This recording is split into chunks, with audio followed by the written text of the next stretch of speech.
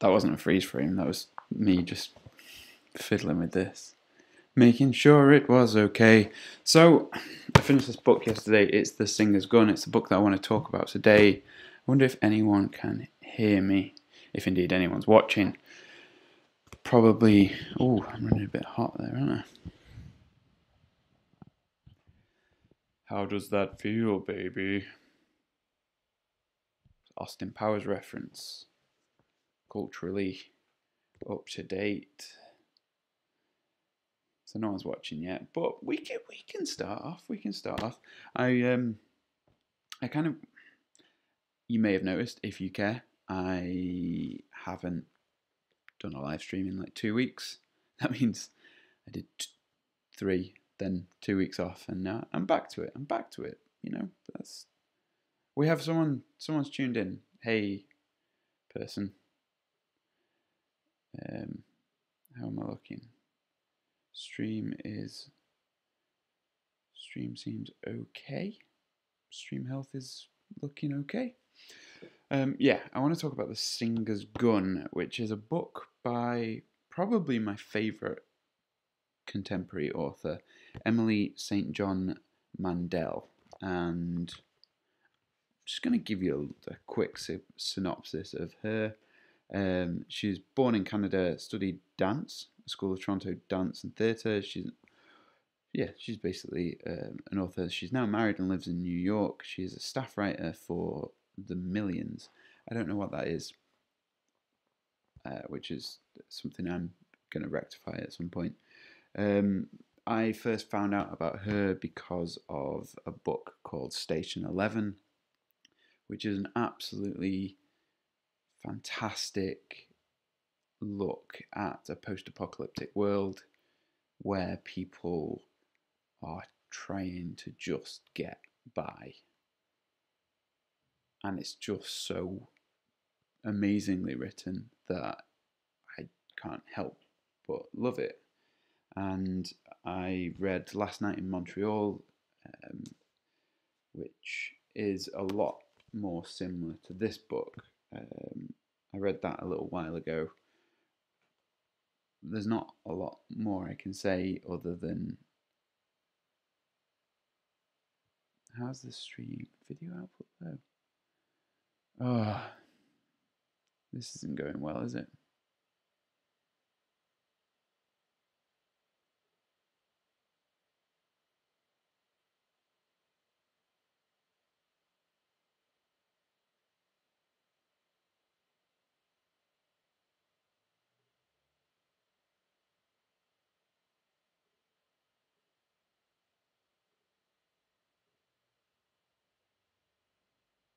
Sorry guys, bear with me.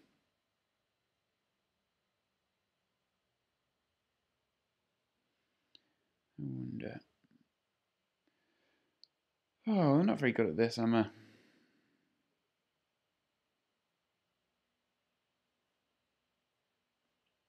Is it good now?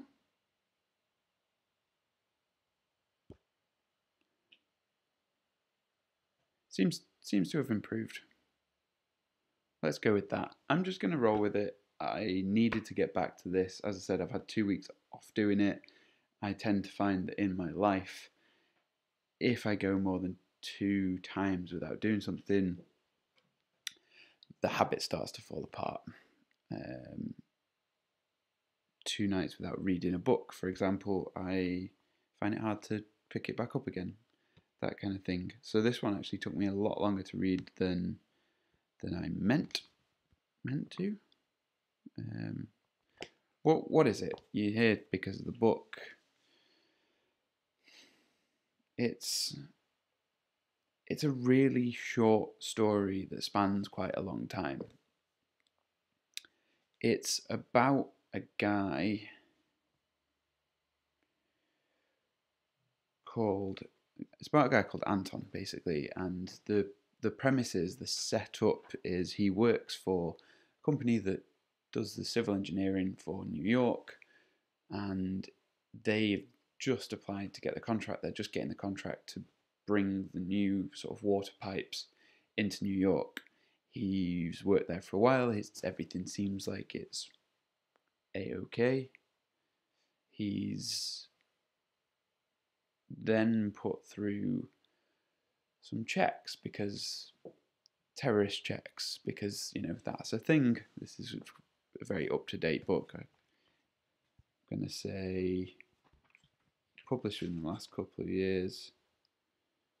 2000 2010. Huh.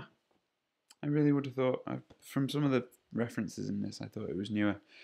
So yeah, terrorist checks, and things start going a bit weird for him at his job. As the sort of setup plays out, I'm trying not to spoil too much. Basically, it comes out that he's got this past life which is a little bit dodgy. He gets moved within the company to some other part of it. Stream's still good. He gets moved to this other part of the company, and it's like basically the bit where they've put someone who's not ever coming back, and then turns out he's been sleeping with his secretary. This is all in the setup, so it's not really spoilers. His secretary then sort of starts visiting him. Stuff comes out about his past. He has to, kind of So without spoiling the reveal of what his past was and things like that, he has this one last job for his past, and things, you kind of jump forward a little bit in the book. One of the things she does really well is this like present past tense writing. I think it's a really good way to sort of build tension. I'm not a writer. I'm a big consumer of books, but a lot of those aren't novels, and a lot of the ones that aren't particularly well written. Maybe that's why I love something like this so much. And yeah, so it plays out. It plays out in this sort of 2 to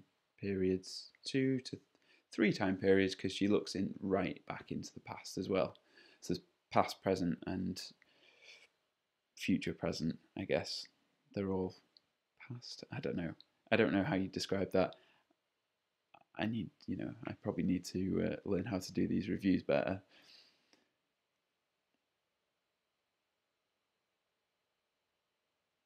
Stream seems good. I just worried because it seemed like it wasn't working properly. Why is it? I don't know. Live streaming's hard, even with this, like,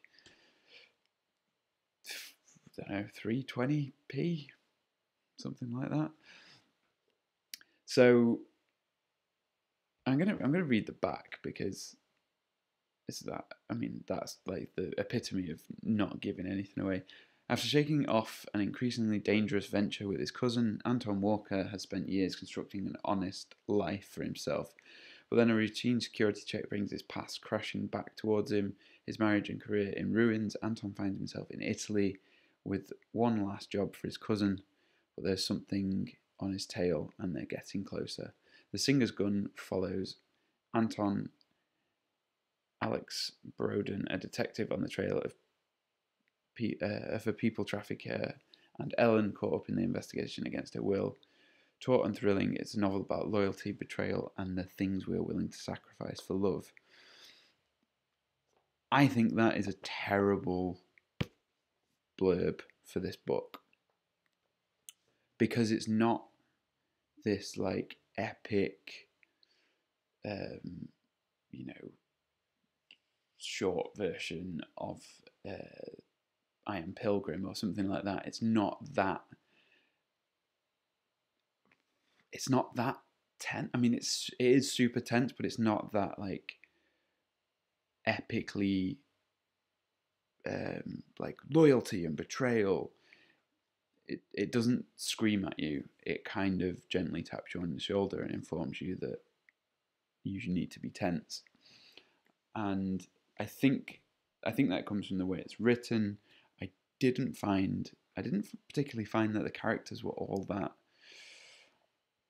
likable, even the ones that maybe were supposed to be likable. I don't know, but that had no bearing on my enjoyment of the book. I kind of found one of the bad characters, the bad guy characters, to be really likable at the start. So his cousin is one of the bad guy characters. I don't know. This keeps saying it's using 7,000% of my CPU. That can't be right. That can't be right at all. I don't know. This live streaming is really tough. But yeah, so I find it really, really tough to review novels because I kind of just really want to talk about it. I really want this to be a book club, but I'm aware most of you won't have read this. Most of the people watching now, I don't know how many people are watching. I think it's one still. So hey, it's probably an accident. Some bots accidentally stumbled upon this live stream. I don't know. Yeah, you may not have heard of it, so I don't feel like I can spoil any of it. What I will say is it ends abruptly in a way that I found unsatisfying until I'd given it a day to think about it. And then I realised that I kind of really like the ending. I think that's often the way it works with books. I am going to give this book... So I usually work on a percentage scale. I say usually, I've not done many of these. I'm going to give this an 89. 89% this is getting. Really, really love Emily St. John Mandel's writing. Find it just I don't know, just beautiful. I think beautiful is probably the best way to describe it. I think that having found Station 11 first, I think that was good for me because I think if I'd maybe started reading this just kind of on a whim, I might not have got past the first few pages. I might have found it a little bit kind of like mundane, but all it took was reading past the first couple of pages, and I was sold. Station 11 really fit with what I liked from a book, what I liked from fiction. It was fantasy, but only in as much as everyone else in the world had gone. Or not everyone, but most people. And yeah, for some reason I spent a long time being really interested in that sort of post-apocalyptic fiction trope. Some really good notable books in that would be the Wool series by Hugh Howey, I think, and no, that's wrong. I think. Let me check on the fly. That would be...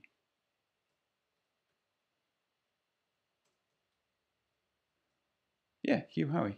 And what's it called? The Undead, which is a zombie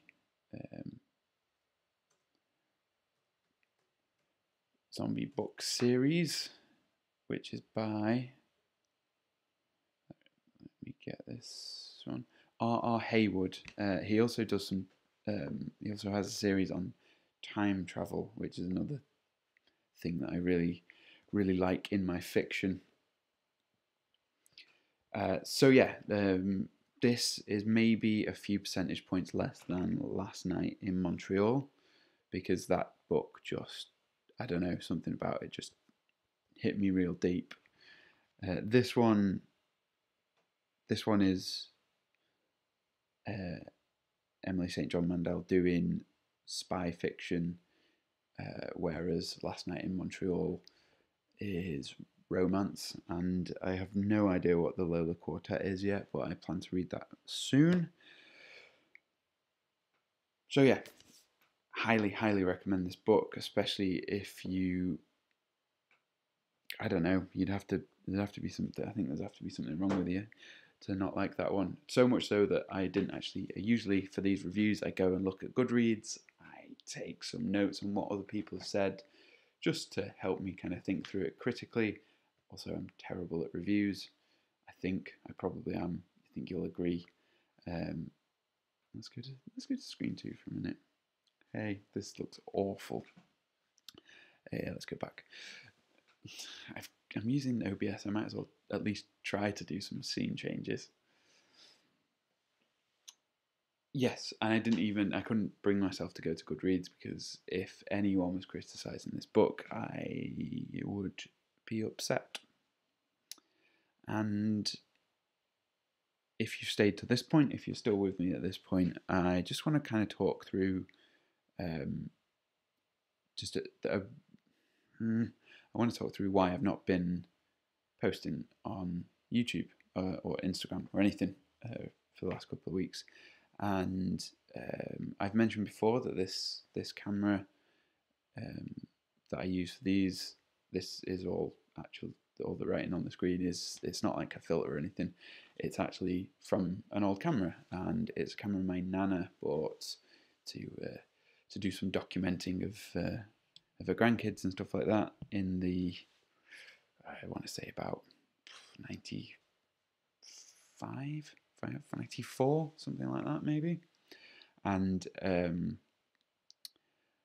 unfortunately, a couple of weeks ago, she got really sick. She's had Alzheimer's for a long time, and a couple of days ago she died. And so that makes this filming with this camera, it kind of makes it a huge deal for me. And I don't want to I don't want to bring anyone down or anything. She had a good long life, and she had a lot of people with her at the end, which I think is kind of all we can all sort of hope for. But the fact that I've got something that I can use every week, that's something of hers, means a lot more than, I don't know, a lot more than anything else to me. It's just an ongoing connection, a place in my life for someone who's no longer with me. And yeah, I just wanted to mention that. I don't know if I want to do a proper video on it, but I just thought if someone stayed this long, maybe, stayed this long on my live stream, or you're watching it again another time, I thought this might just be I wanted to mention it, and I thought this might be a good place to put it. I don't know, this feels weird now. Thank you for watching. I'll see you next week, when I have no idea what book I'm reviewing next week. I've got a couple on the go. Maybe I'll post about it somewhere. Thanks for watching.